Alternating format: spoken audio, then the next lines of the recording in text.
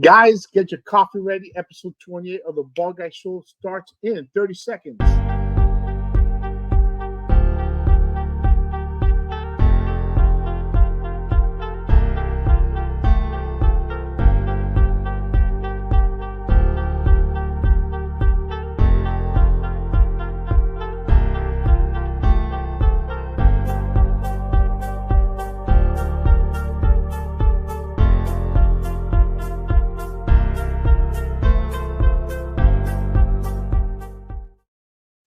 What is up, everybody? This episode is brought to you by DZJ Notary Services. Um, sorry, I heard something in my. This episode is brought to you by DZJ Notary Services. We are a mobile bilingual notary services, and we serve East DFW area. My next guest is an original glow girl from the late 80s. Guys, from the mid to late 80s. Guys, I'm so excited about this. I feel like I'm a kid again. Last week I had Baby Doll from WCCW and the NWA. If you have not checked that episode out, you got to check that episode out. So many great stories. She took me back in time. Four Horsemen, Gino Hernandez, and so on and so forth. But I'm ready to hear some more stories of back in the day. Let's bring her on. April Hom, the Royal Hawaiian. How are you? Thank you for joining me. I'm great. Aloha. How are you? I'm doing great. Thank you for joining me. Thanks for having me on. I'm so excited. I'm so happy. I'm telling you, I feel like a kid. I feel like a kid doing this show. I've been telling people, everybody I feel it's people I grew up watching. I've had the actor from the Last American Virgin. I had one of those guys that he was my very first interview. I've had the drummer from the band Chicago on. Wow. Last week. So I've had some freestyle singers, and last week I had Baby Doll. Now I have you. So I'm excited. But let's start off with your background. Let's start off with where you're from. Tell us a little bit about you. Okay. Well, I was born in Hollywood, and everybody says, "Oh, you weren't born in Hawaii?" And I said, "No, but I was born and raised between the two. I'm lucky I grew up between Cali and Hawaii, but I was born in Hollywood, so I guess it was destined for me to be an entertainer. And I grew up in Chavez Ravine, so I've been a Dodger fan my entire life. Dodger Stadium was built the year before I was born, the year my older brother was born. And we lived right in the little area right where Dodger Stadium is. That was my stomping grounds. We basically walked up the driveway to the stadium to watch the Dodger games. Yeah. Our life evolved around the Dodgers schedule during baseball season because it was literally just one little road in and out to get into Dodger Stadium on one side of the stadium. So we had to basically time everything right to either leave and come back before all the traffic and so on. So yeah, so in sports was just meant to be, so I've been an athlete my whole life. And then from Chavez Ravine in the LA area, we kind of just migrated east. And so I started my entertainment at the age of 5 in East LA. So I know probably everybody knows of where East LA is. And I became a flamenco dancer at the age of 5. And that's where so that's where I got the entertainment bug, as I started early. And I grew up between two brothers, so I was a tomboy. I have a brother that's 14 months older than me, a brother 14 months younger than me, and then my sister came 6 years later. So, but pretty close in family life and a great, childhood and upbringing. But I was a tomboy, so I loved to do everything my brothers did: climb trees and play sports and all that. And back in the day, in the 60s, there wasn't girls' sports. So by the time we moved out of the East LA area, we moved into another city called El Sereno, and then to a city called Alhambra. And that's where I really got my touch in with sports. I wanted to do what my brothers were doing, but there were no girls allowed to do that. And so I said, well, I want to play Little League Baseball too. Why can't I do that? And then my mom and dad said, well, I'm not sure, but let's check. So they checked with the league and they said, is there any problem or anything that prohibits girls from playing boys Little League Baseball, because there was no sports for girls at the time. And this, I think it was about probably 19, like 69, 70-ish, somewhere around there. And so the league said, no problem. So that was my start with sports. So they allowed me. I was the first girl to play boys Little League Baseball in the San Gabriel Valley, which is a large area of the Los Angeles area. Yeah, so I was a tomboy and I was good. So my poor younger brother got razzed because they're like, hey, your sister's better than you, you know? So that was the first. I was just gonna ask that. How many boys did you put to shame? Yeah, he caught a lot of heat. My older brother, not so much, because he was just really good and he was a year older than me. But so that was the first sport I played. But my mom made sure that I was still a girly girl.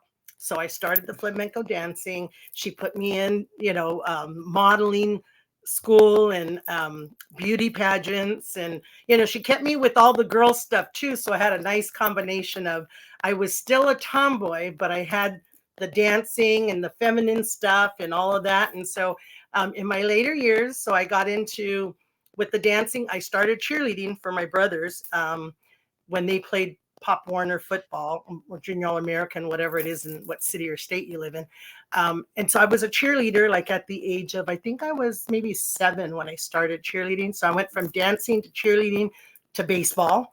And then I got into the other sports. I played basketball. And then I started doing theater and acting and dance lessons, modeling. I was actually Miss Alhambra in the city that I lived in. And then I was also Miss Chinatown from LA Chinatown, Miss Friendship, which was kind of a regular beauty pageant, but you had to be Asian and specifically Chinese. And so I did that. So I rode in the Rose Parade for Miss Alhambra. That's the big, New Year's parade in Pasadena. And then I rode in the Chinatown Parade, which was in downtown LA Chinatown. So I had kind of a mix of a bunch of different stuff, and then I grew up in the city of Alhambra, went to elementary school there. But when I ended up going to high school, the city that I lived in, the area, the school I went to got divided up into 3 different high schools. So some of my classmates went to one high school in Alhambra, then some went to Mark Keppel, and some went to San Gabriel, which is another city. So I ended up going to San Gabriel High School. And so it's still close to where I grew up, but it was in another city, but it was still close by. And so in high school, I played basketball and softball. I was a cheerleader. I was a JV cheerleader, a varsity cheerleader. I was in the drama department, and I was in the student body. Everything you could possibly do in school, I did.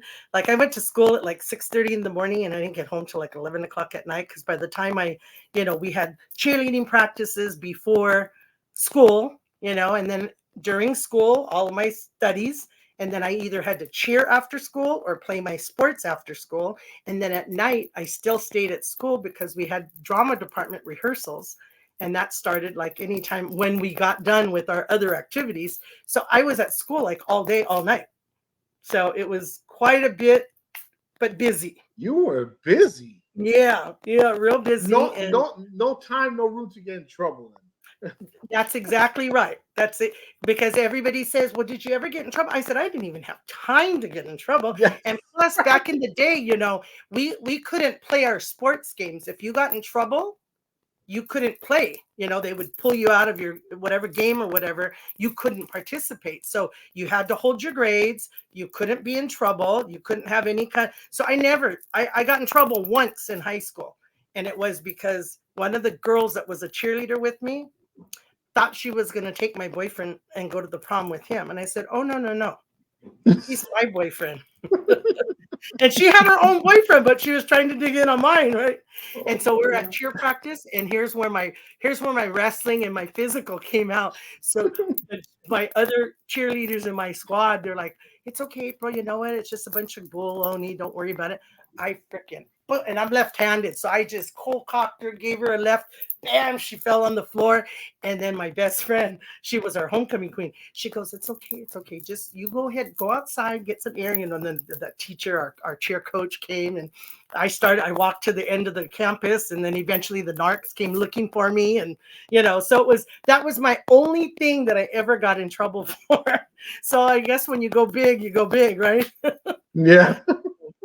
Yeah, so that was pretty much it. Other than that, I wasn't a troublesome kid, and I had so much, going on. It was just a matter of keeping everything aligned and being able to go from one event to the next and so on. So, but all those things kind of led up to today. Like what we're doing here today is talking about what I did with G.L.O.W.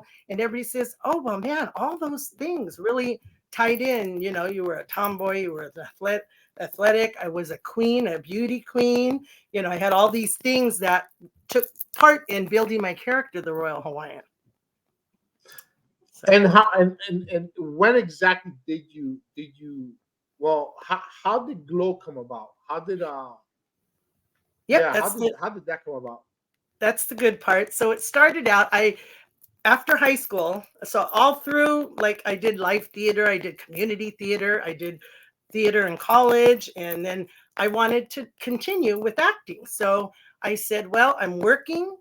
I was still going to school, and I wanted to get into the accessibility of Hollywood, to be around that area. So if I could get to an audition or an interview, that I would be close by.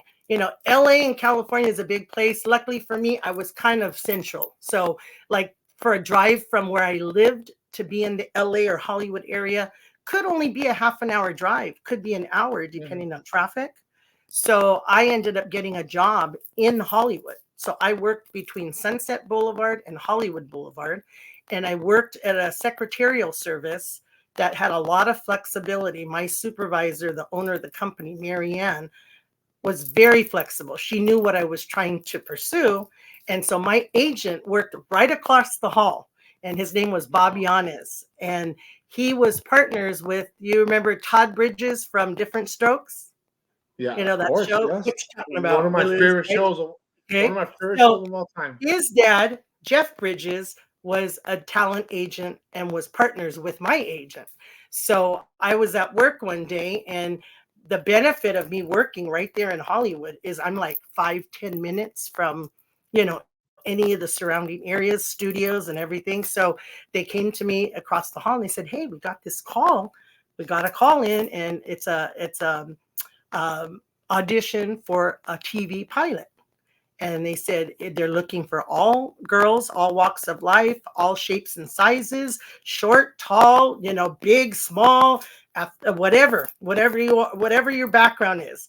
And they didn't say what it was for, though, but they did say, if you're athletic, that will be a plus. So I said, right on, that's right up my alley, right? So I was athletic. In addition to the softball and basketball, I played racquetball, I played tennis, I bowled, God. everything I could possibly, get my hands involved into. I tried, you know, and so that was it. So they said, okay, well, the audition's at the Hyatt Hotel in Hollywood on Sunset Boulevard, and just go and, see what it's about. So I get there, and there's 1,000 girls. So everything you could think of: short, tall, thin, skinny, buffed out, big, tall women, everything you could think of: cheerleaders, dancers, ice skaters, gymnasts, whatever, housewives, young girls, married girls, whatever. Anybody that wanted to pursue it, actresses, dancers, everybody. And that was me. I was an actress. I was a dancer. I was a model. I was a beauty queen. I was an athlete. So I fit all of that. And I said, I'm just going to see what this is about. We get there. There's a big ring in the middle of the convention room, right? Or the ballroom, whatever. And so David McLean, and the director was Matt Simber. He gets up and he says, "Thank you all for coming. You are all here for a all women's wrestling league for a TV pilot." Well, I was like, hey, that sounds fun, right? A third of the girls got up and left. They didn't want hands. Really? They didn't want to have anything to do with it because I mean they came thinking it's an audition. It was for a pilot for a TV series, but I'm thinking, oh, I'm an actress. I'm here. I'm going to come for an audition. Da da da da da. I'm not breaking a nail. I'm not getting hurt. I didn't come for no wrestling thing. What is this, right? So a third of them got up and left, and the rest stayed. And I'm like, I'm not going anywhere until they tell me to go, right? I mean, this is what I'm here for. This is what I'm working for in the city of Hollywood for an opportunity like this. So I knew what wrestling was.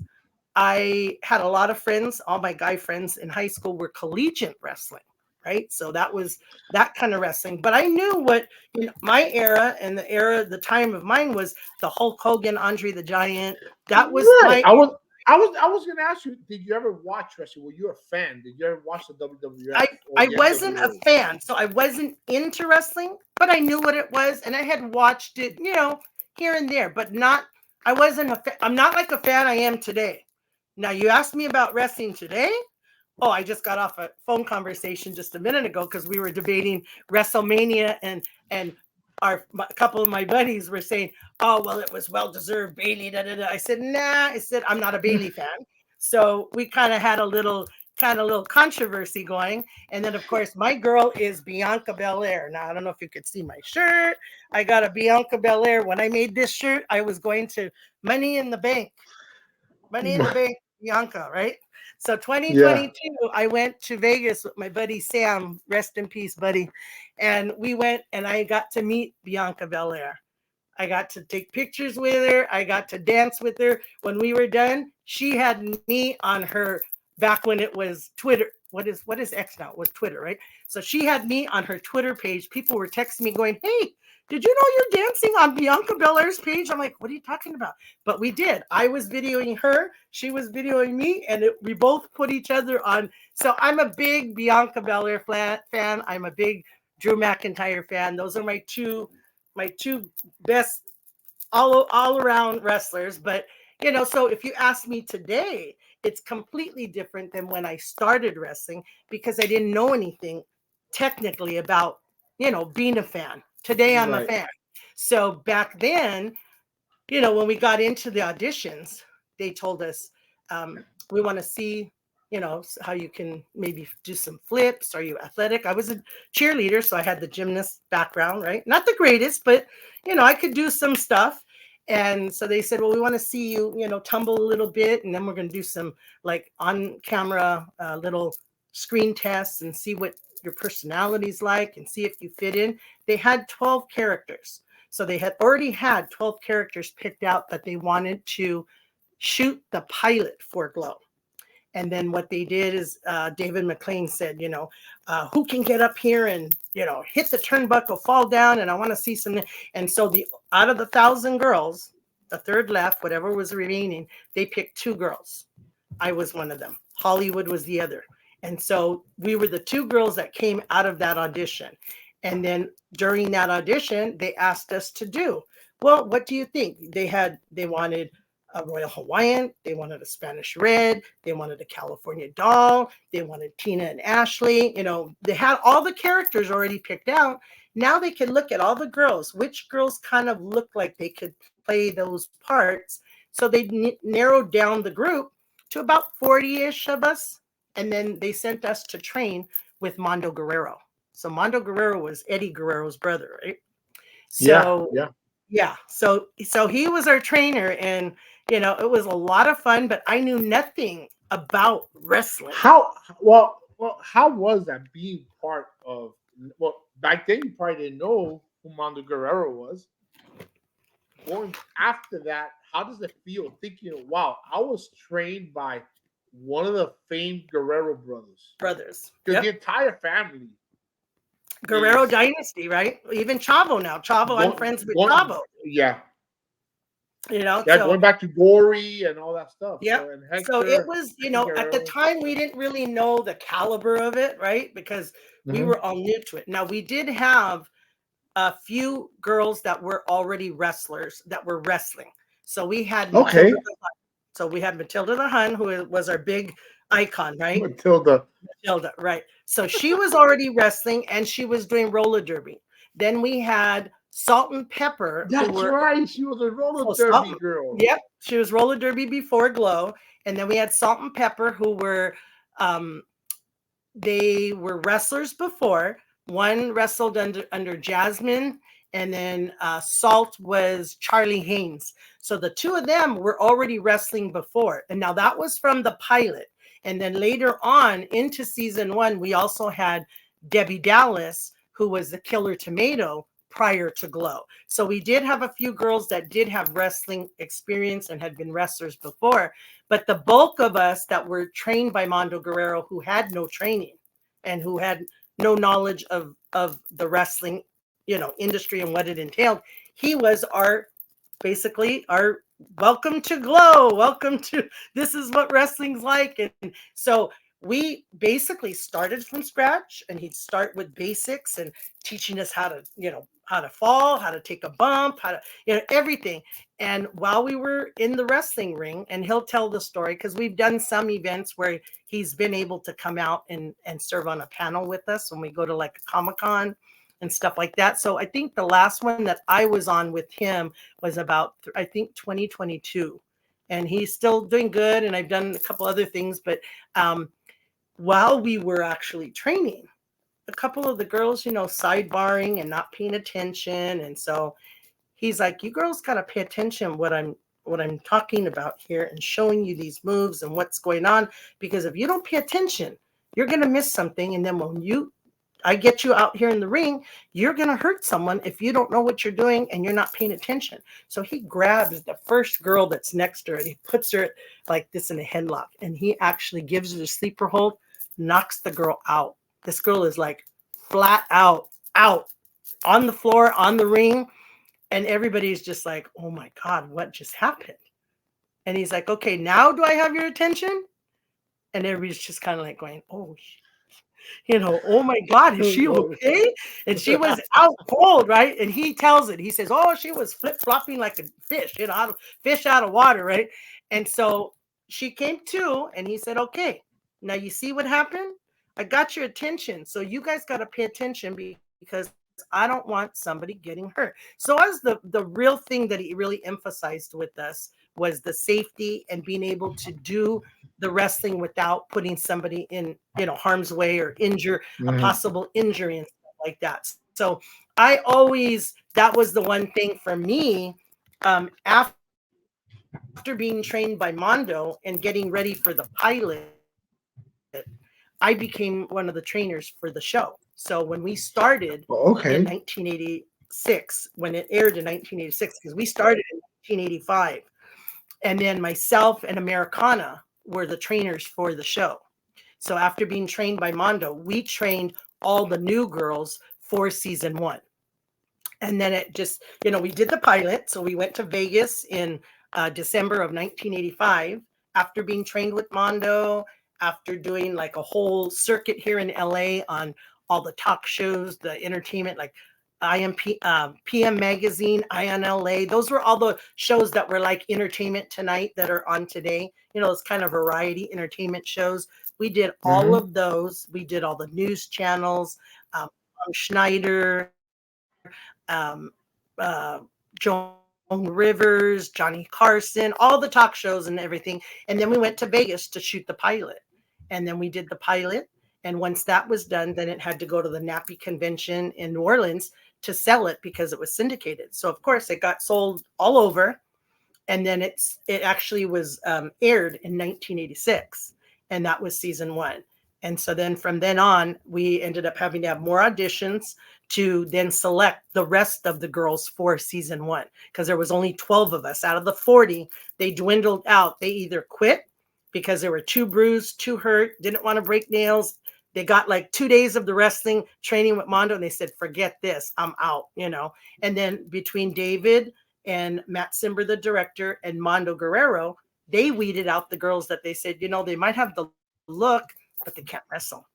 So we got to cut them. So they went down to the 12 of us, and then we pilot, and then it took time to now then go back and now hire and hold auditions again to get the girls that were going to be in season 1 now that the show was sold. So we had to do that. So Wow. it was Wow. exciting. We didn't know what we were doing. I mean, David McLean, I don't know if you know the backstory of him. He didn't know what he was doing. I mean, he had a great idea, And yeah, no, you know, and but I don't know he the came from a backstory of wrestling his. background in Indiana. Oh, okay. Yeah, I assumed that he had some kind of knowledge of wrestling. And I've always Oh, wondered, he what had did the lots. whole women wrest? He basically was interested in. Say that again. No, I was wondering that what his background I was think I'm as getting it. far as wrestling. Yeah. Can you hear So me? he was involved in wrestling, I want to say from the age of, pardon? Yeah, I think we have a lag. It's I don't know garbled why. a little bit. I can't hear you. All right, Yeah. give me one You know, second. Let me see. it might be mine. I have strong Wi-Fi, but sometimes I have problems with it. But David McLean's background was, I think it was at the age of 14. He started doing wrestling. Can you hear me? Yeah, I can hear you. I can hear you. Okay. So he started being involved in wrestling in Indiana like at the age of 14, and he was holding shows, but he was too young to actually organize anything. So his parents had to rent the venue for him to put on wrestling shows. And his idea was is he wanted to get pretty girls to do wrestling on TV. And are you getting me or am I garbled? No, I can hear you. Your I picture can't tell. is keep Okay. freezing, So but anyway, I can hear you though. I can't hear you. okay. Well, so with David, he ended up coming from Indiana to LA and wanted to get a show started with girls doing wrestling on TV. And so that's what he did. He came to Hollywood, did an audition, and got these girls going. So he had a lot of wrestling background, but there was nothing like it with the women. So he kind of struck gold with it because even today, he has WOW now, which is I think over 20 years old. He left G.L.O.W after Okay. 2 years, and then he had POW, and then he went from POW to WOW, and now WOW is on its second season on regular TV in the LA area. He's on KCAL 9 on Saturday nights at 11 and on Sundays at midnight. So he's got a live show, and his executive producer is Jeannie Buss from the Lakers. So I get to go down there Really? and watch them film when they're doing their filming. So that's kind of cool. But that's the background. Yeah, Yep. and I've seen and Yeah, so wow. it's a big deal. It's really cool. He's actually being honored this August. Yeah, wow pops up on Pluto TV as well. I lost you. Ready? Okay. Can you Wow, hear you me? could watch Wow. I just talked to somebody else about Wow, where they could. Yeah, I can hear you. It's going on and off, All right. but I can hear you I don't talking know. about I don't know. Wow. Yeah. You could watch it on Pluto Mm-hmm. and Tubi. And there is a show, it's called I think it's The Making of WoW, and then also The Road to WoW, and those are back stories of the girls on WoW and what they did before. I hope you're getting Now all this. I'm getting it. I'm getting it. You keep freezing. Your picture keeps freezing, but I can hear everything. I can hear everything. Can you hear me? And I don't know what I could do. Yeah, I can hear you now. You're freezing a little bit too, but it's going on and off, and I don't know what else I could do because my internet is strong because it's even telling me And right so here. It says yeah, strong connection. so is So I'm mine. not And I sure. even It says strong signal. yeah, same here. I don't know what we You're could okay do. now. I can hear you and I can Um, see you. yeah, you can. Okay, perfect. Okay, good. Okay, so I can. and now why is it that glow didn't continue? Why is it that it didn't continue? Why did it end the first time around? Okay, I know it picked up many years later, but why did it end the first time around? Yes. So it started in 1986 and it went 1986, 87, 88, and ended in 89. So the first Right. two seasons, every Saturday at the Riviera Hotel, and all the girls lived in the Riviera Hotel. Then on season 3 Wow. and 4, David McLean left, and then they moved the show. Yeah, then they moved the show to an off the strip arena, or like a warehouse where they built an arena because the crowd grew too much as well. And so they were in housing. So they had gotten houses for the girls. One was a bad girl house, one was a good girl house, and they were doing the filming in an arena type warehouse off the strip. And at the end of, well, season 4, the girls all reported for the show, and there was a sign on the door that said canceled, show canceled. So nobody was advised, don't come to work. There's not going to be a show, it's gone, whatever. Everything just abruptly shut down. And we didn't find out what actually happened till we were honored at the CAC convention, which is the Cauliflower Alley Club in Las Vegas. Mhm. And we got the award for the first all women's wrestling league. And there was a panel there, and some fans asked, well, how come the show canceled? And they still really didn't explain anything. So Matt Simber was there, and we still didn't know. Then we did the documentary, and the documentary was, I want to say, 2017, I think, is when we were awarded. I'm not sure exactly what year the documentary was done, but we still didn't really know all what happened. So fast forward to today. Can you still hear me? I can hear you. I can hear you. Yes. Because now you're frozen. Okay. You keep So freezing, but I can hear you fast perfectly. forward. So now, I know, I don't know why. What the heck? I don't know I don't why know what either. I don't know what to I don't know do. what's going. I don't know why either. Neither do I. But because my show's perfect out, but I can hear you. I can hear you. And it says I got full battery, I got strong internet connection. It says strong signal, but I don't know why. And I have this periodically. Every once in a while, it will do this.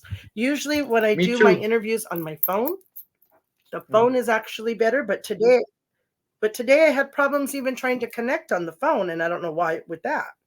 So it's kind of weird. It's like I go on and off and see. But am I frozen again? You keep lagging, but I Am can I hear frozen you. again? I can hear you perfectly. No, now you're not. Now you're not. See, I don't know what to do. Let me see. No, but it's fine. But I can hear you. Can you hear me though? I can, but you sometimes freeze too. So I can hear you and then it kind of goes off. But um I can keep talking, but to tell you Yeah. about Keep talking. why Keep it it. abruptly Here, here. stopped, because now we know. Now we know why it got canceled. So back in the day when we were still in Vegas, during, Okay. I don't know the timeline, but in season 4, um Ursula Hayden, who was Babe the farmer's daughter, she Mm-hmm. was having an affair with Rickless, who was the owner, and he was married to Pia Zadora. And I don't know if you know who that is, but she was a singer. And anyway, Babe the farmer's daughter was having an affair. Well, she went to him and said, I want the name G.L.O.W. And this is all kind of hearsay, but also confirmed, is that she told him that this is what she wanted. So she basically blackmailed him and said, I want the name G.L.O.W., or I go to your wife and to the media and expose everything. So right away, he basically went to Matt Simber, who is his friend and who our director, and said, shut it down. So he shut it down, and that was the end of it. And nobody knew what happened until years recently. And then um, that was it. It was gone, and you know it. She owned the name G.L.O.W. Matt Simber and his son Tony Simber own all the films and the show itself, but she owned the name. So she owned G.L.O.W. Gorgeous Ladies of Wow. Wrestling. She owned the name. And, Now, they that's why tried to redo G.L.O.W. uh-huh. some years later, but it didn't work. Right. I was just gonna say it did reopen again, I'm right? sorry. That's why she what? And that's why it reopened again under her, right? Well, they tried to redo G.L.O.W. Yeah, and then it didn't work, and so it didn't they didn't go through with it. And then years later, we did a documentary. So have you seen the documentary? I have awesome documentary. I mean, the The documentary documentary brought, yeah. is okay. Okay, now Okay, you're so the freezing. documentary, yeah, so that was our surprise to Fiji. So I don't know what it is, and I don't know what to play with to Neither make do it I. not freeze. I don't either. Well, let's see how far it can go. If not, we might have to redo. Who knows? I've done that before too. Yeah, we I might just have to don't do a know part how to one and make then it maybe a part unfreeze. two. Because this is good stuff. I mean, Yeah, we'll yeah, I see. remember. We could see how it goes. I Yeah. remember. So Yeah, I then, remember yeah, in the documentary. I remember that you guys did a surprise or something for Mount Fiji, right? yes, Before she passed, right? yeah. So yeah, I spent a lot of time with her toward the end. So the last 2 years of her life, I spent a lot of time visiting her in the convalescent homes, and she had a lot of medical issues. Her knees were blown. She wanted to lose. She was a diabetic. She was trying to lose a lot of weight so she could have the gastric bypass surgery. That didn't happen. She got a little bit sicker. She also was bipolar. She loved her fans. Her fans loved her, and she eventually had to have a trach. So she had a trach, and then, like towards the end, she would always beg me for my drink or my iced tea, or she always wanted a shake or a soda. She loved her Coca Cola, and take her lunch all the time. She would call me ahead of time and say, "Royal, I want McDonald's today, or I want Del Taco, or whatever I would take down," because she was down in Newport, and I live up in like in the Glendora area at the time, and so I would drive down and go visit her, and I would always take her all her goodies. She loved like all the bath, like body gel and body soap and all her smelly. She loved all her smelly stuff, and then she loved to write to her fans. So I would always buy her little cards and put the stamps on the envelopes already. So all she had to do was write her notes to her fans and then autograph them and then send them out. And so she was in really good spirits. And then unfortunately, it just, kind of dwindled down, and she was having just too many medical problems. And then unfortunately, she passed. And so it was a sad time, but she's a definite, you know, inspiring and one of our icons of G.L.O.W. that people will never forget. And she was just one of those faces and smiles that everybody loved. And I luckily I got to speak at her funeral, and we had probably about Oh, 15 of the girls were able to come to her funeral service. So that was wow. nice. Her family, she's got a big Samoan. Yeah. Yeah. So that was nice. But we miss her. We've lost a lot of the G.L.O.W. girls. We probably have between 12 and 15 that we've lost, and most of them have been due to cancers. So that's unfortunate. But now there's still some of us going out and still doing events and stuff like that. But then what happened is Babe the Farmer's Daughter, in owning the name G.L.O.W, Netflix saw our documentary and said, "Hey, we need to make a show about those girls," and that's how Netflix G.L.O.W was born. So um, Babe, unfortunately, was the only one, or fortunate, I guess, for her, unfortunate for any of us. None of us were advised or requested to be consultants or I mean, Americana and I, being the trainers of the show, we were there from the beginning. Or any of the 12 original girls that did the pilot, they could have maybe asked for us to contribute on how everything took place, like everything I just told you, but nobody was consulted. She was the only G.L.O.W girl that made, and she made millions, and nobody else made a penny. Wow. So they did come to us and ask us, could we sign over our characters to them? And I said, and how much are you going to pay us? Because guess what? When I got hired for G.L.O.W as the number 2 girl, they told me I was going to be the Royal Hawaiian. Anything else you see, I developed. That's my character. Nobody from the show came up with the gimmick with crushing pineapples, and anything you see me say, do, you see in an interview, you see on a show, you see on the series, none of that was scripted for me. All of that was me building my character. And I also played a Wow. second character. I don't know if you know that. You Yeah, did? yeah, I remember you telling me this. So Yeah, I yeah, I yeah, yeah. played I yeah. So I played Sarah of the S&M Sarah and Mabel Hillbilly tag team, and my tag team partner Mabel was Ashley Nadine. Um, she goes by, let me think of what her Nadine Cat. She used to be oh, I forget what her last name is, but Nadine was Ashley Cartier, right? So her and I were tag team partners as Sarah and Mabel. So we did play, 2 characters. And then of course my other role was the trainer for the show. So my schedule was pretty busy with G.L.O.W. And some of the wrestlers just had one character and one match to do. And I had to do like a tag team and a singles match, and then a Sarah Mabel tag team, as well as being the trainer. So it was a lot of fun and very busy. But going back to Netflix, none of us were included in any of that.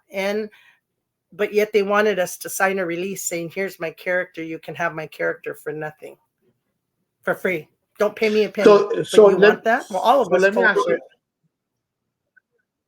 Well, first of all, that's an insult to you guys for being iconic characters, um, and I'm assuming that's why I didn't like the show. Personally, I was not a fan of the Netflix series. The Netflix show. I was not. Yep, I I was get it. not, because to me it was not real. It wasn't. It wasn't Our show. to me. It was, well, the Netflix series to me wasn't authentic like Yeah. the show. You know what I mean? And Right. now it makes sense why. Now it Yep. makes sense why. I get it. I get it, because we get that a lot. But do you know that people that watch Netflix G.L.O.W, and then they see us at an event and they'll see the banner G.L.O.W, and then they'll see us at the table or under a pop-up or whatever, and they're kind of looking at us like we're not Allison Brie, we're not, Awesome Kong or any of the other actresses and wrestlers that are on Netflix show, and they're like, oh, well, who are you? And we're like, we're the OG girls, right?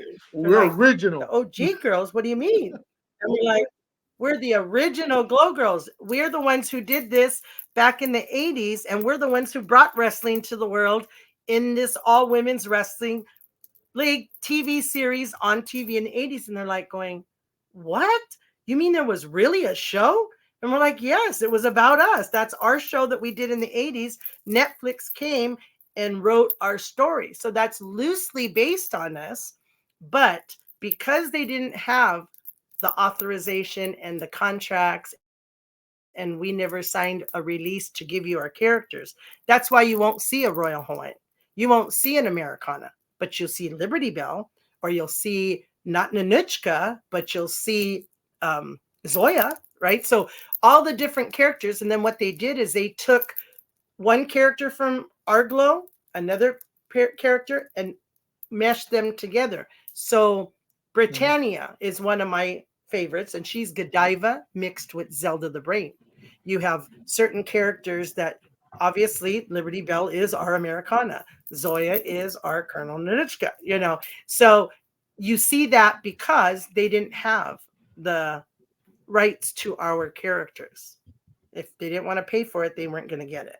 So if it were me and it was me in that position, I would have went to Netflix and I said, okay, I want 30 you know, cameo uh, parts, and I want to take 30 of the original Glow Girls and I want them in the series. I don't care if they're a wrestler. They could be a referee. They could be a casino girl. They could be a, a dealer. They could be a waitress in the show. I don't care. But I would like this many cameo spots for some original Glow Girls to at least partake in the Netflix show.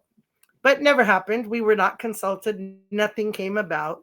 And at the beginning, there was a lot of negative, if you will, feedback on the series because they said that's not the real show, and I said, well, Right. it's our story, but it's loosely based on us. So, Netflix is going to have backstories that they're going to add. And, our show was a family show. We had kids at our show every Saturday. Netflix, no, you can't watch it until you're out of high school because sex and drugs sells. Yeah. And that's what Netflix, right? I mean, Yeah. where else are they showing male frontal nudity today? But it's in G.L.O.W. and the drugs, right? Mark Maron plays our director Matt Simber, and he's cocaine, and they got the little robot or whatever, the drugs and everything. Well, in our show, Matt Simber wasn't a druggie. He loved the casino and he loved women, but he was not a druggie. So, but they're gonna have these stories because it gets viewers. So, but it's still a So plus because it did create a resurge for us. yeah, yeah, yeah. That makes sense. Um, but but but it still gives a bad light on you guys. All the drugs, all the sex, all the crap that's being shown on Netflix. Yeah. It gives a Yes. bad rap to the original Glow. Yeah. That's why But that's why when I'm we do interviews and yeah.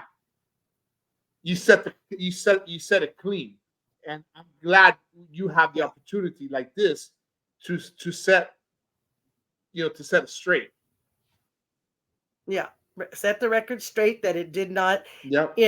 it wasn't portrayed as our original story and the show that we did. However, back in the day, today, the movie industry is a little bit better because they made a story and they told the story about the women who were um, having to do sexual favors in a casting couch and all that uh, in recent years. But it was also happening back in the 80s in our days, but you just didn't hear about it. So when I started G.L.O.W, I went to David and Matt and I said, you know what, I'm here to do a good job. I'll give you 110% or 50%, 150%. I said, just don't ask me to come to a casting couch or to come to your room or the penthouse or wherever, because I'm not interested. I'm not interested. I don't care if doing any of those things is going to get me more airtime. I'm just not interested. So you can ask me to do more work, and look what I did. I was a trainer. I played the Royal Hawaiian. I played Sarah of the Sarah Mabel. I was part of the production staff. So, the girls that did do those things, where did it get you? Because it was going on, but did it get you a bigger part? Did it get you more airtime? Maybe not. However, in the later seasons, Ursula, Babe the Farmer's Daughter, did get to capitalize on that, and she did. She used it as a blackmail tool, and she made out with millions. But it's too bad, and like you say, it kind of taints everything to kind of do with that. It is. It's like bad money that she got, but I'm a firm believer in karma, and unfortunately, she passed away in December, and she had cancer, and nobody knew for Oh, a really? few years and such, and Ursula did? Ursula Hayden, yeah. Ursula So she passed away? passed away in December. Yeah, she passed away in December of cancer. So Oh, wow. unfortunately, it's too bad. I mean, I would have, if it were me, like I said, I'd ask for those cameos. And then if I would have been her and I had all the money, all the millions that she got from Netflix, I would have taken the money and I would have said, you know what? 10,000, 10,000, 10,000. What is that off of your millions that you made, your multi-millions, how many millions you made? There's what, maybe 60, maybe 64, 60-ish girls. So you would have spent 60, $70,000 if you would have handed each of us, because a $10,000 gift, at long you got to kind of still mess with taxes and all that, right? So if it's Yeah. $10,000 or less, you can get away with that. What would that have been off her back? And every surviving G.L.O.W girl that's out there right now, because we're all struggling. There's very few of us that are not working. The girls that are still working are working 2 and 3 jobs and all that. And here I am. I'm retired, and I worked for the airline for 25 years. But because of my wrestling injuries and being sick from my job at United Airlines, I was making $170,000 at United Airlines. And now on Social Security disability, I make $29,000. So, Wow. would I have appreciated a little kickback from what you made on the Netflix Go show? Sure. That would have been $60,000 off, or not 60,000. What is 10 times 70 or 60? Whatever that comes to. If she gave each G.L.O.W girl, each existing G.L.O.W girl, maybe 600,000. I don't know. My math and my head is not here, but if she Yeah. gave every G.L.O.W girl $10,000 gift, you made how many several millions? That would have been a nice gesture, right? Never happened. Never. Absolutely. I don't know. Maybe I would have never thought. That's my thinking, But so it is what it is. But you're right. The things that happened after original G.L.O.W, we're not making any millions. I do shows and I sell merch. Am I getting rich selling T-shirts and signing autographed 8x10s? No, I'm struggling today. I got a lot of medical issues. I'm dealing with all that. But, it's too bad. I mean, we do some projects. And as a matter of fact, just to plug it, Roxy Astor and I do a lot of stuff together. We got some projects going on right now. And she's doing a project right now with Robert Wynn, who is one of our G.L.O.W historians. And the two of them basically took care of and spent a lot of time with Matilda the Hun before she passed. And so July of this year, I want to say it's the 27th, 28th, and 29th, they're doing a docu-play on stage here in LA, Matilda the Hun Raw Meat. So for those that maybe hear this and are in the LA area, you'll have an opportunity to go to a G.L.O.W event coming up in a few months. So that's kind of Wow. exciting, that still trying to relive and pay tribute to those that are gone already. And Matilda was a big icon of our show, that we started that. She was Absolutely. our big she was our heel leader. I worked with her because us being both heels, that she was the one that I did a lot of work with, right? I got to listen to her growl and snarl and do all that she did, because we were both always just the bad girls. So that's what's She was coming up, scary. pretty She was recent scary. coming up. She was good. You guys were good She was, heels. she I was, mean, but you she guys were was, but she awesome. was a sweetheart.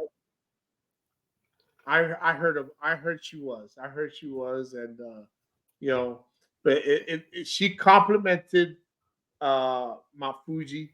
You know, they were the complete opposite. They complemented each other on the Yes. opposite, spectrum. Mafuji being Yes. the She was the face, heel, and and then Fiji was the face and did a great job.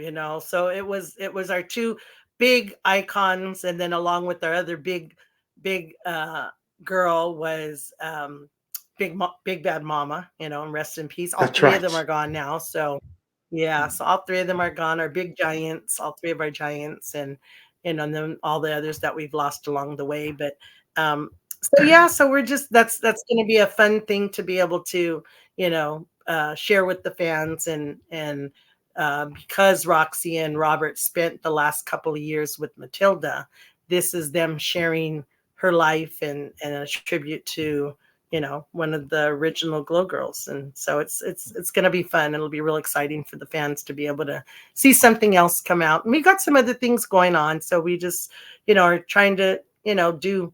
I started a project at the end of last year, doing my own DVD, and I got sick, so it's been put on hold, and it's actually sitting right here, waiting for me to be well enough to finish things and everything. So you just never know what's coming up, and we want to continue to promote the brand and carry on, because we have a great group of fans all over the world that it's crazy that here we are, 38, almost 39 years later, and we still have fans that come out to events and, want us, like you, want us to come on your podcasts and talk about how it was back in the day. Because like I said, the millennials and the Gen Z and X and all that, they have no clue that we were even around and that show was even real. Like they're flabbergasted. They're like, there was Yeah. a show. I mean, all of this is real.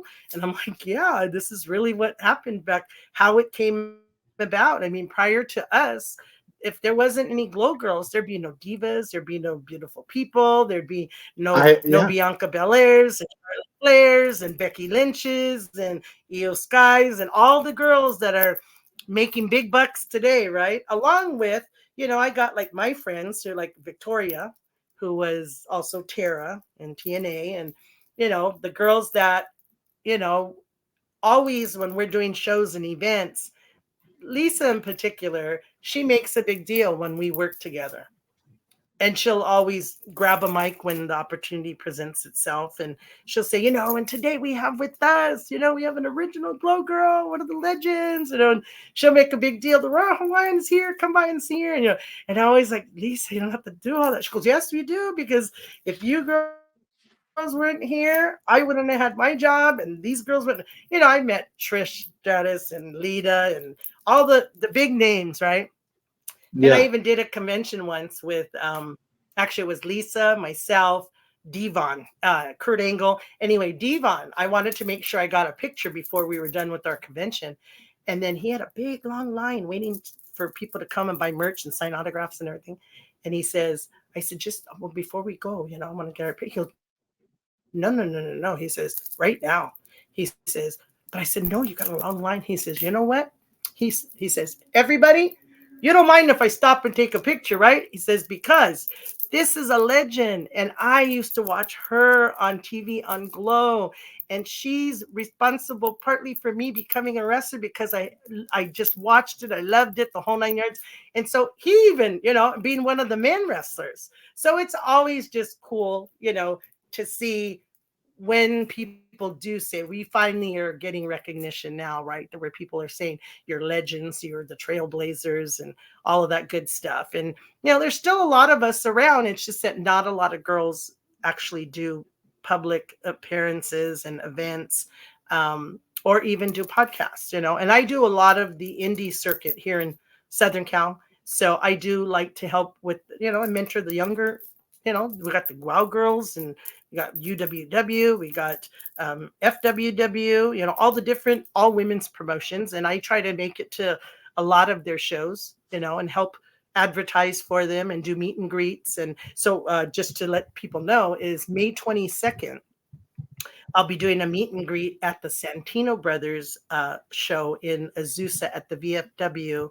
I'm not sure the time. I think it's a 7 o'clock show, maybe, but it's their, I don't know if it's their first either, but it's an all women's show called Women at War. And Katie Forbes going to Okay. be there, Reina Del Rey from WoW. Um, I'm trying to think of who else on the card. This is my senior moments, but they can check my page and look out for my stories, because that will be on May 27th, and this is or 22nd, right in my city, right the next city over from where I live. So this will be kind of a rare time when I only have to drive like 10 minutes down the road. And Rikishi is this coming next week. My birthday's on April 25th. Really? Next Thursday, I will be up in Chatsworth at AFA, which is Alliance for All, and it's the Perfect Date hosted by Poyo Del Mar from NWA. And it's a Barbie boy. Barbie boy will be there, but it's a pink theme, so it'll be glow pink, and lots of crowns and sashes and all of that good stuff. so I'll be at that. And then on the 27th, on Saturday, Rikishi will be, again, 10 minutes from my house at the Derby Club in Pomona. And that one's a steel cage match. And then I'm not sure what else is going on, but they could check it out on my pages and stuff. And I post where I'm going to be. And so there are still a few of us that, do appearances and conventions and things like that. So we try to just, give back. And my whole thing is, everybody says, well, why do you still do it? And I said, well, I do it primarily for the fans, because I see what it does. We appreciate to the fans that you're in your, I don't know, 40s or 50s, right? The group that watched us back in the 80s are between 40 and 55 right now. So that age range is what knows what it was like back in the day. And you will be surprised. We have had grown men crying when they meet us. And I'm not lying. We were at a LA Comic-Con before. We had 2 women and 1 guy come up, talk to us and tell us their story, crying in tears, and said, do you know that you saved my life? And we're like, what do you mean? And they're like, I was ready to commit suicide. And I couldn't grasp that I couldn't watch my G.L.O.W show every week. And that saved my life. And so it's real. It's true. We have these fans that just love to meet us, so that's why I do it. I do it because I know that the fans really get a kick out of it. And it's something that, they go, I just recently, I met somebody and he said, there's no way I thought I would ever meet a G.L.O.W girl. And it was like just a spur of the moment kind of thing. And we met. And he was just like amazed, and so that's why I do it, so when people don't want me to come to shows anymore or don't want me to do podcasts, then I'll stop, I'll hang up the wrestling boots and be on my way. But, what else am I going to do?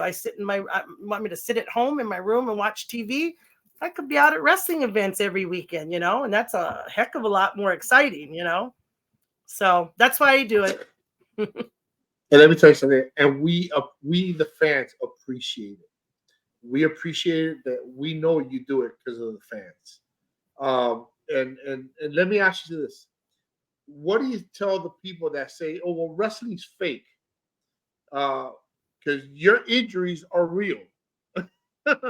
Your injuries are real. 100%. You know what I mean? Yeah. So you can say it's fake. We are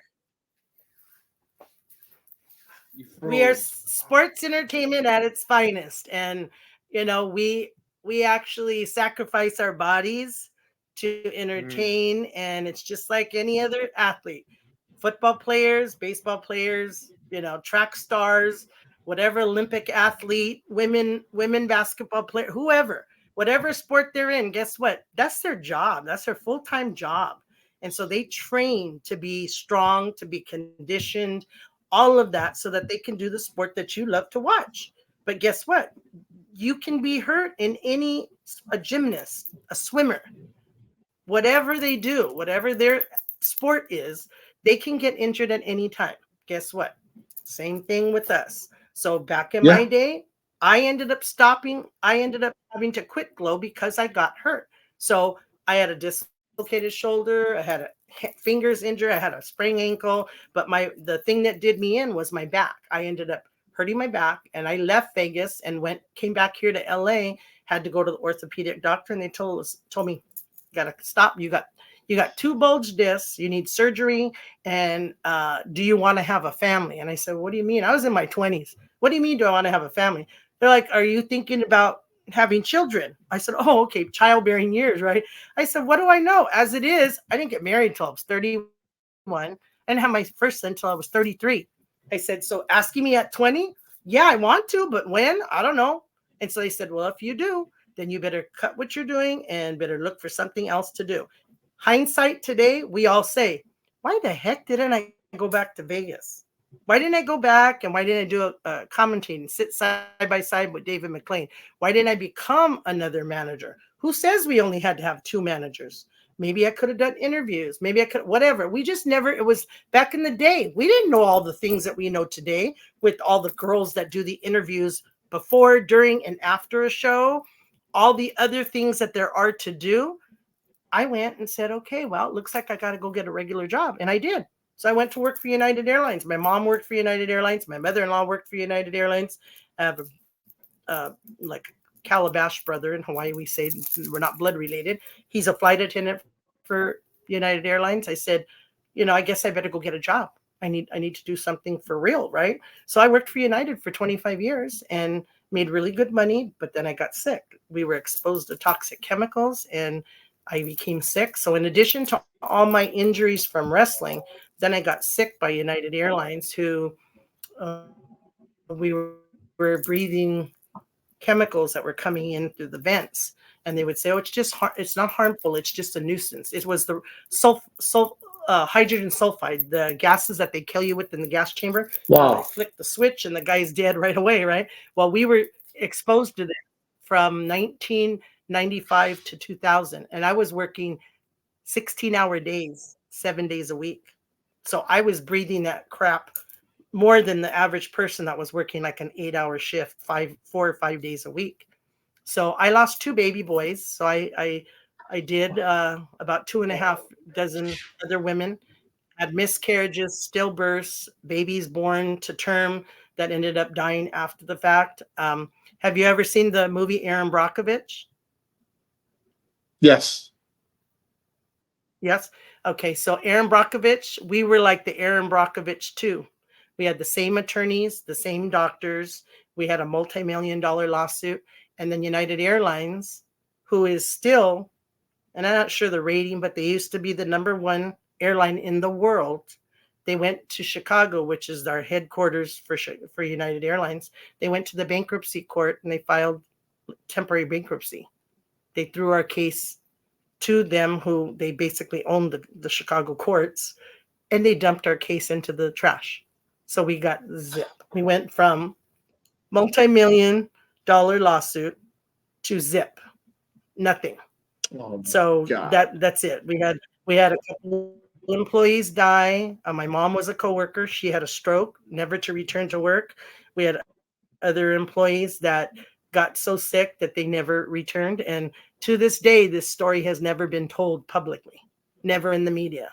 So I keep saying, because I'm in the process of doing my autobiography, but I intend to make it come out somewhere, somehow, and tell that story because, I went from making $170,000 a year and I make 29,000 on Social Security disability today. So you want to talk about a major lifestyle change and what I'm able to, I can't even afford my medication. I'm a diabetic.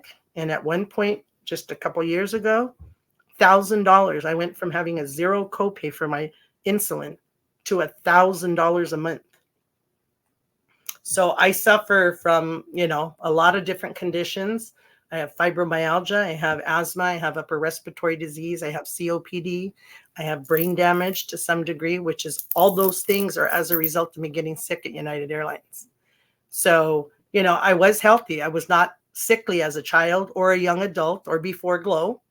And now I turn 61 next week. And, by the grace of God, I'm making 61, but I'm not healthy. And it's as a result of someone else's negligence and irresponsibility. And then the court's throwing this out that, I should have had compensation and had my medical covered and, being able to have, when people ask me what I do, they say, "Oh, you look great." I'm like, "Yeah, come in and stand in my shoes for a couple hours and you'll change your mind real fast." I'm a full-time, I say I'm a professional patient. Professional wrestler / professional patient. And they said, what do you mean? I said, I'm at the rehab center Monday through Friday and even Saturdays if they can't fit me in Monday through Friday. I have physical therapy, aquatherapy, occupational therapy because my hands I have carpal tunnel tendonitis. I have 3 trigger Jesus. fingers on each hand. So I'm really, yeah, I'm busted up. So when people see me, they say, "Oh, but you look so great." I'm like, "Yeah, but like right now I'm walking with the cane because my sciatica and my back. So I have 3 now bulge discs. So it's gotten worse. 3 bulge discs in my back. I have cervical disc problems in my neck and I have stenosis in my spine. And that's all from wrestling. So, when people say, because we got on this as a result of, saying that, is this real? It's real. It's not fake. Yeah. I suffer every day. I'm in 24/7 pain for the last 30 something years, 35 years, or still Wow. going. I've been a patient from the time I left G.L.O.W. It's just progressively gotten worse because they told me back in the 90s, your condition will just be degenerate and you will just get worse and worse as you age. And no lie, they were right. It has, and it just gets worse and worse. And I just go through it. I'm not a druggie, so I don't do narcotic drugs. I go holistic. And a couple years ago, I was introduced to CBD, which I swear by. I would encourage anybody who suffers from any kind of pain, check it out. It's not for everybody. It doesn't work, the same for everybody, but it worked for me. It gave me back, some use of my abilities to have some physical activities, to be able to do chores. I couldn't wash dishes. I still don't, I don't mop, I don't sweep, I don't vacuum. It's just not, I can't do it with my back, but there's things you can do. And I'm always looking at what is the latest, thing that's come out for these kinds of injuries and such. So, I swear by the water. I tell anybody that experiences any kind of arthritis or fibromyalgia in particular was what hit me really bad in 2000, and they really didn't know much about it. And today they do know a lot more, but being sedentary is not good. So aqua therapy and getting in a pool. I don't swim. Everybody says, oh, but I hate to swim. I said, I don't swim. I walk in the water, I walk forward, I work backwards, I walk sideways, and I do the same kind of workout that I do in the gym with weights. I do it in the water with water weights, and you're working with the resistance in the pool with the water. And you also don't feel as hurt or sore after you work out in the pool. I used to, when I couldn't sleep, I would go to 24-hour fitness at midnight.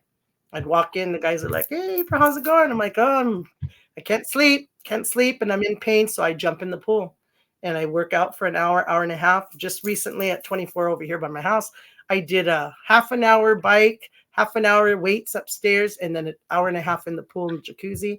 And the guys at night, when I used to go at midnight, they, April, you're the only one that comes in and leaves with the pep in her step as she's leaving, where usually everybody that's leaving is dragging behind because they're so tired. I said, yeah, but I'm in the water. So you don't have that. You don't need that recovery that you need when you're working out. And then after you're done, you got to have recovery. You got to drink whatever product you're using.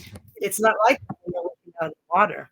So I always tell people, try it. I do a live every once in a while, and I show people what I do just to give them, Right. the background. I've always had a pool, so I've been able to do it, but right now I'm not I don't have a pool at my house, so I do it at the gym. But I still do it. I've done a live just to show them what I do, and that's what keeps me, at bay. With the pool is my medicine. So instead of popping narcotic drugs, I jump in the pool and I do a water workout. So Well, April, it's God what bless keeps you. me Because going. And God bless you. You are an inspiration. You are an inspiration. Because I mean, I have I I have try to shoulder be. I issues. could really, I'm I a could little bit really throw in the back issue, towel. and so anybody who complains for a headache or Go a jump in pain the in the pool. shoulder, Jump in the you are an pool. Check out inspiration. CBD. I do CBD gummies. Because I can't do the drugs. The drugs make me really bad. Like I tried when I just got diagnosed recently with arthritis and bursitis in my hip, along with my stupid back and sciatica, and they put me on gabapentin and Zymbalta. Oh my God, I was so out of it. And I guess that's why I've never been a druggie, because I never liked that high feeling. But that's what some of the the medications do. Watch the Kurt Angle. Have you seen the Kurt Angle movie, the documentary? No, Watch no, that. Watch that. That's really, a great that's yeah. a great story. Yeah. He broke his neck 4 times, wrestled with the broken neck, was on so much narcotics. The guy was taking up to 30, 40 pills a day. and he was getting his drugs all over the country because it was all, illegal, prescribed, the drugs, the narcotics. Sad story, but great, watching what he went through and everything he did. But I just can't do it. So I'm all for trying to find a holistic remedy. I will try something, whatever the latest, thing is in whatever country. Right now, stem cell, back when Christopher Reeves was doing all the studies before he passed away. Today, I even checked into it, but it was too expensive. Now, today, you can buy CBD patches. They're a little bit bigger than a quarter. And you put, well, they like them to be on the stomach or your back, but like, this is my diabetic meter, but it would be smaller than this. But you could put it, like you're saying you have a shoulder, you could put one of those things right on your shoulder. And what it does is it stimulates your own stem cells. There's no drugs in it. There's no medicine, but it's the stem cells that helps regenerate. It activates your own stem cells, and that takes away the pain. It's actually, what they call it is a reversal, an anti-aging reversal. You use those things and you will see your skin, wrinkles disappear. It's like turning back the clock. And it's not very expensive. It's about $100, I think, a month. I forget the name of the company. I saw my paperwork a while ago, but it's not too expensive, not in comparison to years ago, like maybe 10, 15 years ago when I was, checking it out and stuff. Just the visits to get into a doctor to have treatment with stem cell treatment was way too expensive. Today, there's all kind of technologies, all the new developments and stuff like that. So check it out. You might be able to, I could send you the info if you wanted to see what it is, but you can actually go online and you can even put in stem cell treatment patch and it'll come up. I forget what the company name is. My friend is going to kick my butt. But yeah, it's reasonable. And like I said, I turn people on to the CBD, people that just want to do something real simple, do the gummies, or they have the drop a couple drops of CBD into a little Dixie cup of water and you just drink it. Works. So you just got to check it out. There's other things to do, but I'm really anti-drug, so I'm willing to be a guinea pig. I do acupuncture. So right now, a lot of the reason why I'm feeling better physically from my back and sciatica is I went back to acupuncture. I started about 2 months ago. I used to do it every week when a few years back when I was really bad, and then I stopped and I started up again. And it's something that works with me, so I'm back to doing it. So I would suggest that too. Acupuncture, not expensive, and healthcare now covers it. Not like years before when they thought all the Asian remedies and all that was a crock. Today they see that it does work. So your medical insurance will cover acupuncture today. So those are things that I just suggest that are narcotic or drug related. That's what gets me through. So I do that once a week now. And then, the pool and other kinds of things. But yeah, so that's where it is. But call it fake and don't say that in front of a dedicated wrestling fan, because they won't have that. We have the most dedicated fans. I don't care. Football, baseball, basketball, soccer, whatever you want. We got fans that will talk until the cows come home. But you remember that 2020 interview with David Schultz? You remember? Yes. That he smacked the reporter. The reporter got up and he smacked him again on live TV in the WWF. Yep. You remember that? Yeah. Well, how that's what I'm saying. Yep. That's what I'm saying. Better watch what you say in front of a wrestler, because that you're gonna either a punch in the face or a smack, or we'll go and start slapping you. Yeah. And it's true. I've seen it. As a matter of fact, just right before this, a couple hours ago, I just saw The Rock on an interview. And that's why I tell him I love him. I send him a message saying, DJ, I love you. And this is why you are the people's champ and you are the final boss, right? the little boy was at WrestleMania and he had a Rock shirt on, and then he's talking to the crowd, and then the little boy says, Rock, do you know why? Do you know why I bought a ticket and why I'm here for WrestleMania on WrestleMania 2 on Sunday? And he said, no, why are you here? And he says, I'm here because I'm here to watch you beat Cody Rhodes. And he was all excited. The little kid wasn't shy, nothing. He was talking. Rock is on this big stage with WrestleMania behind him and everything. And then The Rock says, you know what? I appreciate that. He says, you want to take a picture with me? Of course, the kid isn't going to say no. They picked him up over the fence, the barrier, picked him up on the stage, and he was all excited. So The Rock made his day. Then he says, can I get my brother in the picture too? He says, get your brother over here. And him, he's all family oriented and everything. He says, that's so great that you thought of your brother. He says, bring your brother up here. Those two boys got to take pictures with The Rock holding the belt and all of that. And I texted him back and I said, that's why I love you, because you love your fans, and that's what you do. And wrestling fans do that. You can go to other sporting events, and guess what? I've been there. I seen Mike Trout at an Angel game. I saw him at a concert. And guess what? Someone walked up and said, hey, can I take a picture with you? Out of my face, and all of that. And I get it. I get there are times when you don't want it. But guess what? These are the people who made you who you are.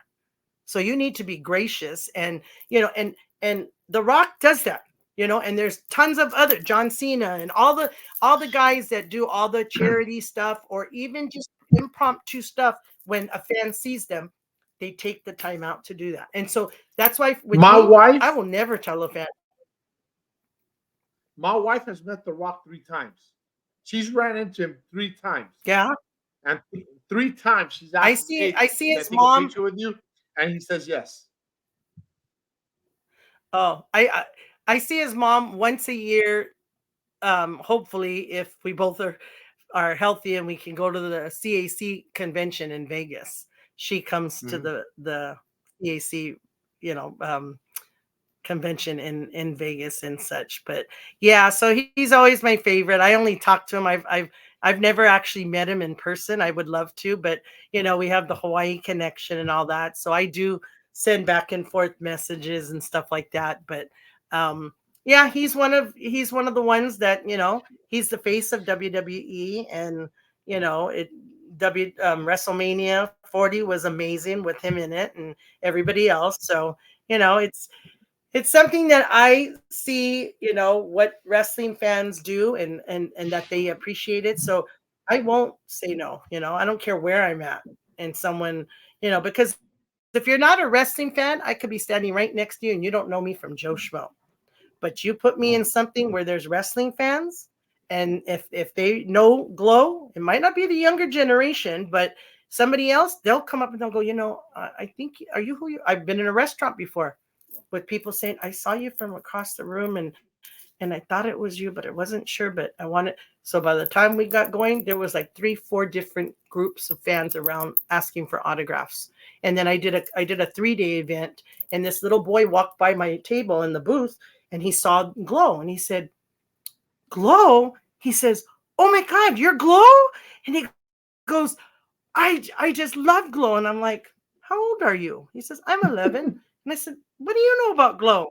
He said, I just watched the documentary last week. I said, you did? With who? He said, well, my parents. And he was with an older lady. And he said, this is my grandma.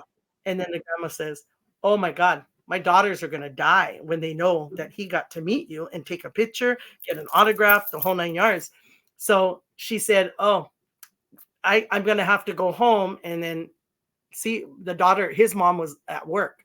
So they came back later in the afternoon and they brought the aunt, and she was over the moon. And the mom was explaining, she says, oh, my girls would go nowhere. Saturday could not go anywhere until they finished WWF, and then G.L.O.W came on, and they would say, Mom, as soon as G.L.O.W is over, we'll do all the chores or we'll go wherever you want us to go, and not until then. And so she said when she brought the daughter back, she goes, April, look, we brought my daughter. And I said, oh my God. She goes, my sister's just going to go nuts that I got to take a picture with you, get autographs. She bought whatever, memorabilia and merch she wanted. She said, but my sister's just going to die. So, you have all the different age ranges and stuff, but it's 3 generations. So it's like you get the ones like that are your age, that are what I call the original fans who got to watch us live on TV. Then you had kids I who was then I was I was 10 you years then old. I was 10 years old, and I used to have curfew when you guys first came up. I begged my parents to go, hey, listen, I want to. Well, you already watched WWF. What else do you want? You go, listen, I want to watch WWF, and then I just want to watch an hour G.L.O.W. later, an hour more. Come on, one more hour. Come on, let me see. You go, no, then you want to sleep in. You go, I promise, I will wake up in the morning. I promise you, I will wake. You go, but I gotta watch G.L.O.W, and I will watch it every single week religiously. I will watch you guys every single week religiously. Yep. So I'm one of them. I was 10 years old when We you guys hear that first all came the out. time. Yeah, we hear that all the time, and then we see that the ones that are true fans that watched us in your era, then their kids, they turn them on to, even though it's not on anymore, we could show you VHS tapes, right? We could show it to you on video because we didn't have all the internet stuff yet. And then they had kids who are these 11-year-old kids that I'm talking about, and then they get to now watch it because it's on YouTube. So I say, well, where do you watch it? Oh, I go on YouTube and I watch it, and or I go on this show, or I go on this show, and Tubi and what's the other one? Pluto. They show, right? And so you got it all over now. They're like, we wish we could get more. We can't find anything. That's why I started my DVD project, because I was doing that for our fans. And independently, my fans originally, my group of core fans is what I was going to do. I was only going to do a limited edition of them and then do that for them, because there's no memorabilia that they can hold on to, right? There's not a whole lot out there. Nothing. So, we'll see. It's in the works to be finished, and kind of go from there. But yeah, it's great to see all the fans that are like in your age range that really, really had a good time. And we get the stories like you're saying. They had to beg the parents. We had like a brother sister used to have to lie to the parents, right? And back then we didn't have remote controls, right? So one would sit by the door, one would sit by the TV to change the channel. And if they heard the parents come, the sister would say, change it. And they change the channel so that if they got busted, they were at least watching another show. And then we used to have the other ones that said, oh, we had to pretend like we went to sleep, that we actually had to go through the whole thing. Back in the days, they used to check on us, right? Open the door, look to see if you're asleep. And this is what they used, not like today. I mean, today you don't even, some parents don't check on the kids. They just trust, right? Or they text them, hey, are you in bed, or what are you doing? Turn that TV off, right? Whatever. Back then they said, oh yeah, we would pretend like we were sleeping. We give it like 10, 15 minutes, and then we jump and we go watch the show. And this is when it was at night, of course, when it was on TV on the Saturdays in the afternoon after WWF. But when it went to late night, and like here in LA, it went to like 11 o'clock, then it went to midnight, even went to 1 o'clock. I think at one point it was late night, right? And they would still do that. So we hear all those stories. Oh yeah, we used to lie and tell our parents or beg, please just let me stay up late. I promise I'll do chores tomorrow in the morning, or I promise I'll get up and go to church, or whatever the case may be, right? They would tell us all those stories. I'm in Texas now, but I used to live in Florida. I was born and raised in Florida. So I used to watch you guys in Florida. Wow. So yeah, so you guys used to come out really late. Sorry, I have this thing with my hair. Yeah. No, you're right. Listen, let's wrap up. I had so many questions for you that I did not get to. So I want to do a part 2. Okay. If you're down, you can do another part 2. I'll be happy to tune in again, so we hopefully can get better reception. But yeah, no problem. And we have things to talk about, but it's nice to just do a Q&A. answer all the Yeah, questions. I have so many Sure. questions that we didn't get to, and that things I want to know more about. About the history and a little bit more about you. And but thank you for Yeah. being so open. Thank you. Oh, no problem. I'm happy to do it. So that's why I said when they stop asking me to do it, then that's when I'll stop. But as long as there's still fans, podcasters, and just wrestling enthusiasts that want to know, because I do this a lot. Last week I did 4 interviews. But so then my Wow. friends asked me, but you speak about the same thing over and over. I said, yeah, but you never know. Every time I do an interview, I either learn something new or I learn a new story. And it's different places. I mean, Scotland, I did one in Australia. I just did, so all over the world. But Really? so, not everybody's going to see your show, right? So your show is going to hit Texas, and another show might hit another area. So even though it's similar information and I tell the story, a lot of people don't know the real story on how it became. So unless you Right. get someone to come and do an interview, then how else are you going to know? Exactly. Yeah. I totally agree. So no Well, problem. Yeah. So thanks anytime. again, April. Folks, all her information, her website information, her Facebook information, her Instagram information, April's information, the Royal Email, all Hawaiian of that. information will be all that will be in the description on YouTube. Guys, make sure you Perfect. like, subscribe, and share this Okay. podcast. Absolutely. Thank you so much.